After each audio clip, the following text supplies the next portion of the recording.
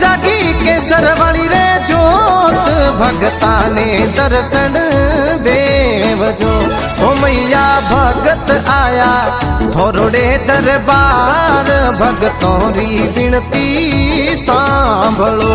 हो आई जी शक्ति रखई जो अवतार थोड़ी महिमा अपरम पार जी।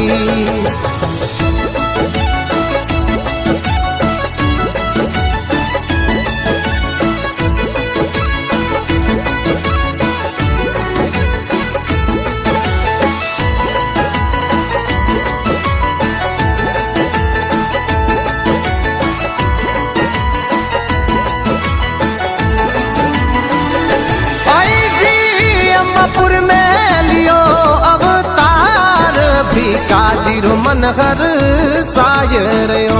ओ मैया जी जारो नाम तिराय ब्राह्मण है टिपणो बास दियो।